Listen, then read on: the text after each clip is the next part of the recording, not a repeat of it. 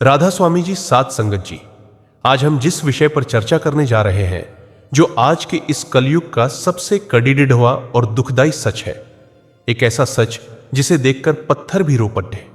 आज हर घर की एक ही कहानी है, हर वृद्ध आश्रम की एक ही पुकार है कि जिस औलाद के लिए हमने अपना पेट काटा, अपनी जवानी गला दी, अपने सपने मार दिए, आज उसी औलाद के पास हमारे लिए दो मीठे बोल बोलने का वक्त नहीं है।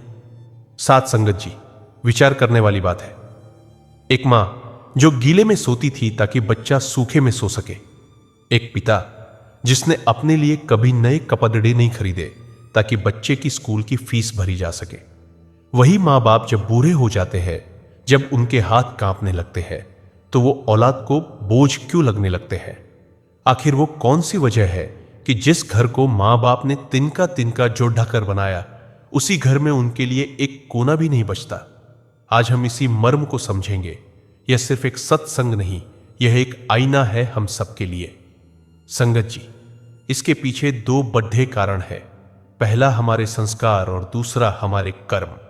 आज के दौर में मां बाप अपने बच्चों को सुविधा देने में इतने व्यस्त हो गए हैं कि वो संस्कार देना भूल गए।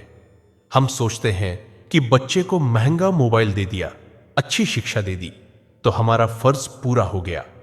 लेकिन सात संगत जी, स्कूल डॉक्टर या इंजीनियर बना सकता है, लेकिन एक अच्छा इंसान केवल घर के संस्कार ही बनाते हैं। जब हम बच्चे के सामने अपने ही बुरे मां बाप का अपमान करते हैं, उनसे ऊंची आवाज में बात करते हैं, तो याद रखिए, आपका बच्चा वो नहीं सीख रहा जो आप उसे सिखा रहे हैं, वो वही सीख रहा है जो वो आपको करते हुए देख रहा है। बच्चा एक खाली कैसेट की तरह है, जो आप उसमें रिकॉर्ड करेंगे, बुढ़ापे में वही आपको सुनने को मिलेगा।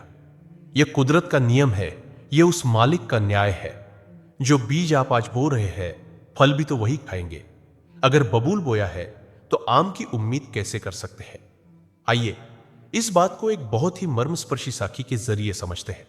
इसे ध्यान से सुनिएगा, यह कहानी शायद किसी की जिंदगी बदल दे। एक बार की बात है, एक बहुत ही संपन्न परिवार था। घर में बेटा, उसकी पत्नी और उनका एक छोटा सा 6 साल का बेटा रहता था। उसी घर में उस लड़के के बूढ़े पिता भी रहते थे। पिता बहुत बूढ़े हो चुके थे, हाथ पैर कांपते थे और नजर भी कमजोर हो गई थी। अक्सर खाना खाते वक्त उस बूढ़े पिता के हाथ से कभी दाल गिर जाती, तो कभी पानी का गिलास लुढ़क जाता। कभी कभी उनके मुंह से खाना चबाने की आवाज आती। यह सब देखकर बहू को बहुत घिन आती और बेटा भी चिढ़ जाता। एक दिन बेटे ने अपनी पत्नी से कहा, मैं पिताजी की इन हरकतों से तंग आ गया हूं। घर का माहौल खराब हो रहा है, मेहमान आते हैं तो शर्मिंदगी होती है। पत्नी ने सलाह दी, क्यों ना हम पिताजी का खाना कमरे के कोने में अलग कर दे। फैसला हुआ। अगले दिन से बूढ़े पिता को डाइनिंग टेबल से हटाकर रसोई के एक कोने में एक छोटी सी चौकी पर बिठाया गया। उन्हें अब कांच या चीनी मिट्टी के बर्तनों में नहीं, बल्कि एक लकड़ी के कटोरे में खाना दिया जाने लगा, ताकि अगर वो गिरे तो टूटे नहीं। जब बूढ़ा पिता कोने में बैठकर सूखी रोटी आंसुओं के साथ निगलता, तो उनकी नजर अपने बेटे और बहू पर पड़ जाती, जो मजे से मेज पर बैठकर खाना खा रहे होते थे। उनकी आंखों में शिकायत नहीं थी, बस एक लाचारी थी। लेकिन वो 6 साल का पोता यह सब बड़े गौर से देख रहा था। कुछ दिन बीते। एक शाम बेटा अपने काम से घर लौटा तो उसने देखा कि उसका 6 साल का बच्चा आंगन में बैठा लकड़ी के कुछ टुकड़ों को जोत रहा है। पिता ने प्यार से पूछा, बेटा ये क्या बना रहे हो? बच्चे ने बद्दी मासूमियत से जवाब दिया, जो सुनकर उस पिता के पैरों तले से जमीन खिसक गई। बच्चे ने कहा, पापा मैं आप और मम्मी के लिए एक लकड़ी का कटोरा बना रहा हूं, ताकि जब मैं बद्दा हो जाऊं और आप दोनों बूढ़े हो जाओ तो आप लोग इसमें खाना खा सको। बच्चे के ये शब्द नहीं थे, यह उस मालिक का तमाचा था। उस बेटे की आंखों के आगे अंधेरा छा गया। उसे समझ आ गया कि जो व्यवहार आज वो अपने पिता के साथ कर रहा है, वही व्यवहार कल उसका बेटा उसके साथ करेगा। उसकी आंखों से आंसुओं की धारा बह निकली। वो दौड़ा दौड़ा गया, अपने बूढ़े पिता के चरणों में गिर पद्धा और माफी मांगी। उस रात उसने फिर से अपने पिता को डाइनिंग टेबल पर अपने हाथों से खाना खिलाया। सात संगत जी, यह साखी हमें क्या सिखाती है?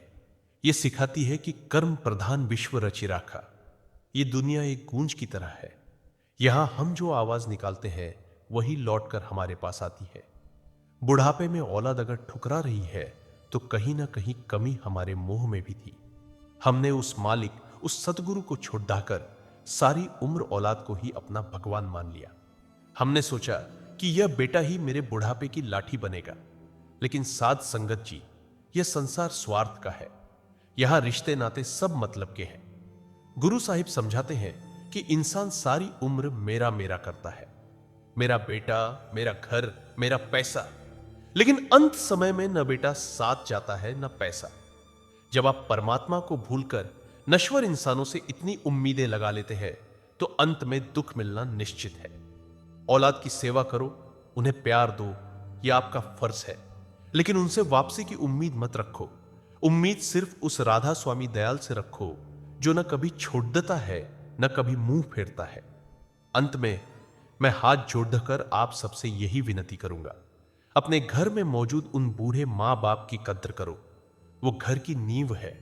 अगर नींव हिल गई तो मकान चाहे कितना भी आलीशान क्यों ना हो, गिर जाएगा। याद रखिए, मां बाप एटीएम मशीन नहीं है, वो तुलसी का पौधा है।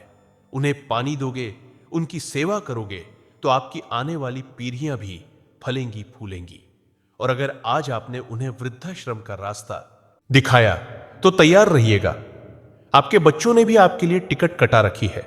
मालिक की भक्ति करो, नाम जपो और सेवा करो, क्योंकि अंत समय में जब सब साथ छोड़ डर देंगे तब सिर्फ आपके द्वारा किया गया भजन सिमरन और आपके अच्छे कर्म ही आपके साथ जाएंगे। राधा स्वामी जी, साध संगत जी, आज का यह अनमोल सत्संग साखी सुनने के लिए आपका बहुत बहुत धन्यवाद। गुरु घर की बानी और अच्छे वचनों को दूसरों तक पहुंचाना भी एक बहुत बड़ी सेवा है। अगर आज के वचनों से आपके मन को थोड़ी भी शांति मिली हो तो वीडियो को लाइक करके अपनी हाजिरी जरूर लगवाएं। इस वीडियो को अपने दोस्तों और रिश्तेदारों के साथ व्हाट्सएप और फेसबुक पर शेयर जरूर करें ताकि वो भी मालिक की याद से जुड़ सके और आपको भी इस सेवा का फल मिले। और अगर आप रोजाना ऐसी ही रूहानी साखियां और शब्द सुनना चाहते हैं तो हमारे चैनल को सब्सक्राइब करके इस रूहानी परिवार का हिस्सा बने। घंटी बेल आइकॉन को दबाना न भूले। राधा स्वामी जी।